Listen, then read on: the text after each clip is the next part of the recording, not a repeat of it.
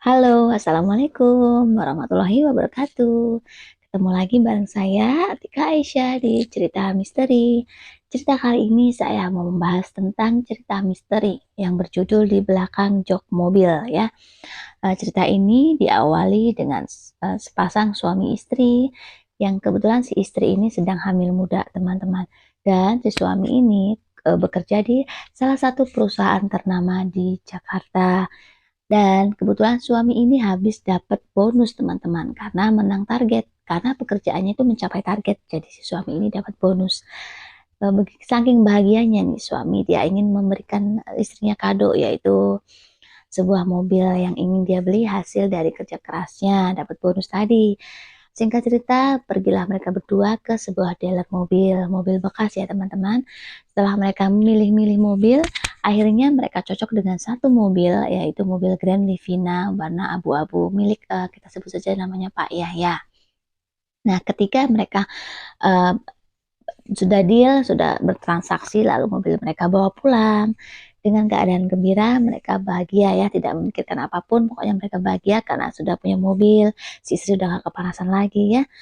Dan singkat cerita, setelah di perjalanan pulang, mereka itu mendengar samar-samar itu suara bayi menangis, teman-teman. Jadi mereka tuh mendengar kayak ada bayi menangis di dalam mobil. Terus istri nanya, bayi siapa ya mas ya? Mas dengar nggak ada suara nangis bayi? Oh, iya sih, suara siapa ya? Nggak tahu deh, mungkin kita itu hanya halusinasi kita aja. Akhirnya si suami berusaha menenangkan, mungkin nggak ada apa-apa. Oke, si istri berusaha untuk rileks dan setelah perjalanan mulai berjalan lagi lancar, tenang, dan kemudian mereka mulai mencium lagi bau anyir, teman-teman. Bau anyir, bau amis darah segar ya. Setelah itu mereka nanya, suami ini nanya sama istri, "Dek, bau bau darah nggak?" gitu. "Iya sih mas, mungkin mobilnya ada darahnya, coba nanti kita cek." Singkat cerita, setelah mereka sampai di rumah, si suami ini mengecek mobilnya, apakah benar ada darah-darahnya atau mungkin ada binatang kecepit di situ atau binatang mati di situ kan. Akhirnya setelah dicek oleh suami ternyata tidak ada apa-apa, teman-teman. Kemudian si suami ini berinisiatif untuk membawa mobil ini ke sebuah cucian mobil. Dan berangkatlah suami ini ke cucian mobil dan mencuci mobilnya dengan bersih, dikasih parfum yang banyak, dikasih pengharum ruangan, terus dikasih pokoknya bau wangi yang sebanyak-banyaknya supaya tidak bau amis lagi. Nah, setelah dari cucian mobil, si suami ini pamit pulang. Setelah di jalan, si suami ini entah kenapa yang banyak dikasih pengharum ruangan, terus dikasih pokoknya bau wangi yang sebanyak-banyaknya supaya tidak bau amis lagi. Nah, setelah dari cucian mobil, si suami ini pamit pulang.